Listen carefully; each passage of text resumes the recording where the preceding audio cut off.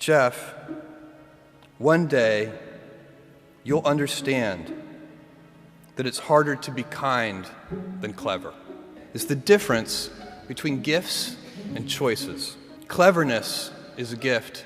Kindness is a choice. In 1995, you started. Yep. You went public in 97. Mm-hmm. You issued shares at $1.50 a share. That's right. In 1988, your revenue was $600 million, and you lost $125 million, but your stock had gone to $55 a share. So you doubled down, sales went up threefold, you lost another $400 million, but your stock went up to $76, $27 billion of market cap, your personal net worth of $9 billion. Take us back to that time where the market is telling you you're doing great, but you have red ink in the company. You took on $2 billion of debt from 99 to 01 while you doubled sales yet again. What were you thinking back then? And I was packing boxes on my hands and knees. In the first month, I was packing boxes on my hands and knees on the hard cement floors. In the short run, the stock market is a voting machine. In the long run, it's a weighing machine. So don't think about the daily stock price, because it was going up every day. The stock price was going up. And I didn't want, because all the employees had stock options, and I didn't want them counting their success that way. And so I would say, look, when the stock is up 30% in a month, don't feel 30% smarter. Because when it's down 30% in a month, then you're going to have to feel 30% dumber. And it's not going to feel as good. Right? I was too task focused in that she couldn't get me to switch tasks, so she would have to just pick up my chair and move me. And by the way, I think that's, if you ask the people who work with me, that's still probably true. It's day one. Everything I've ever done has started small. Amazon started with a couple of people, and Blue Origin started with 5 people. And the budget at Blue Origin was very, very small. Now the budget at Blue Origin approaches $1 billion a year. And next year it'll be more than $1 billion. And Amazon, it literally was 10 people. Today it's 500,000 people, but it's hard to remember for you guys, but for me it's like yesterday I was driving the packages to the post office myself and hoping one day we could afford a forklift. And so for me, I've seen small things get big, and it's part of this day one mentality. I like treating things as if they're small. You know, Amazon, even though it is a large company, I want it to have the heart and spirit of a small one. Gifts are easy. They're given after all. Choices can be hard. You can seduce yourself with your gifts if you're not careful. And if you do, it'll probably be to the detriment of your choices. But I believe in the power of wandering. All of my best decisions in business and in life have been made with heart, intuition, guts, not analysis. When you can make a decision with analysis, you should do so. But it turns out in life that your most important decisions are always made with instinct, intuition, taste, heart.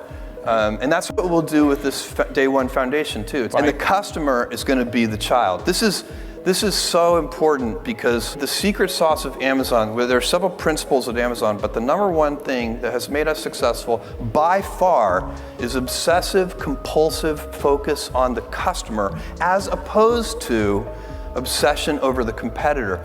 And I talk so often to other CEOs and some other CEOs and also founders and entrepreneurs, and I can tell that even though they're talking about customers, they're really focusing on competitors.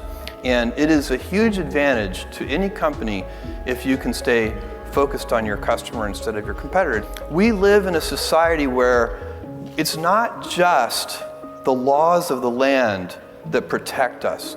We do have freedom of press, it's in the Constitution, but it's also the social norms that protect us. It works because we believe those words on that piece of paper. And every time you attack that, you're eroding it a little bit around the edges. And then you gave a speech as the valedictorian saying you thought we should colonize space or something like that? With your loved ones, you bet on them. You're not betting on the idea. You are betting on the person. And it's one of those decisions I made with my heart and not my head. And I basically said, I don't want to regret. when I'm 80, now 90, I want to have minimized the number of regrets that I have in my life. And most of our regrets are acts of omission. They're things we didn't try. It's the path untraveled. Those are the things that haunt us. Offer people kind of an all-you-can-eat buffet of fast, free shipping. And when we modeled that, and the results were horrifying, that we would offer unlimited shipping. Shipping is expensive. Customers love free shipping, but we could see, I mean, again, back to that, you have to use heart and intuition, there has to be risk-taking, you have to have instinct. All the good decisions have to be made that way. You do it with a group, you do it with great humility, because, by the way, getting it wrong isn't that bad. That's the other thing.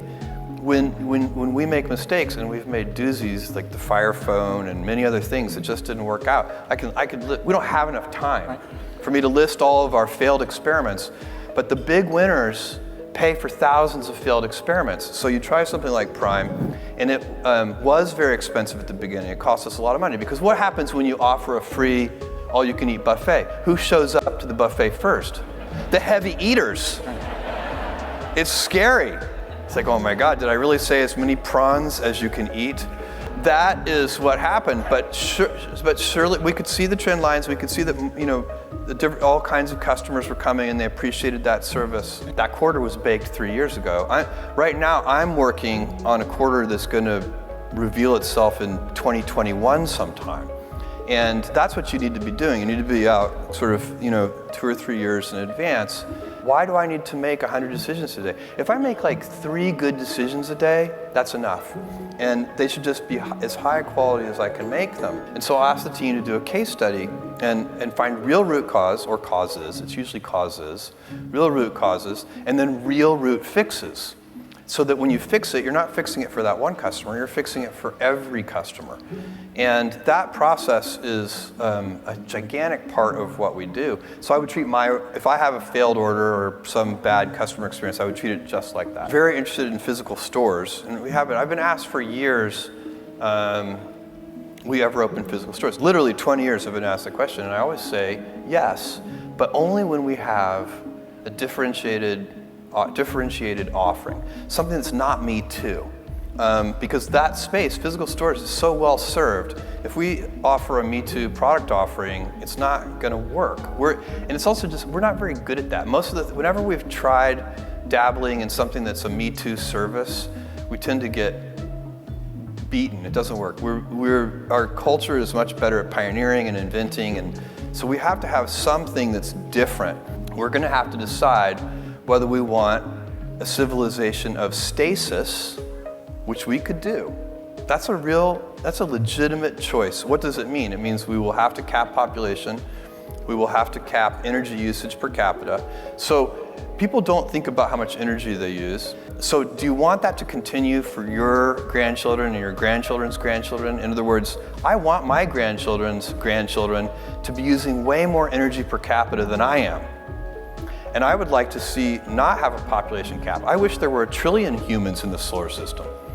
Then there would be 1,000 Einsteins and 1,000 Mozarts. But we don't have that long. And so I want to build space infrastructure so that the next generations of people can use that infrastructure the same way I used UPS and FedEx and so on to build Amazon. And so that's what Blue Origin is all about. It'll be whatever it's going to be. I'm going to be proud of the things. I live my life in such a way that when in a quiet moment of reflection and I'm thinking back on my life, that I have as few regrets as possible. And I don't, what will my legacy be? I have no idea. And I don't even want to spend a lot of time thinking. But ultimately, I decided I had to give it a shot. I didn't think I'd regret trying and failing. And I suspected I would always be haunted by a decision to not try at all. After much consideration, I took the less safe path to follow my passion, and I'm proud of that choice. In the end, we are our choices.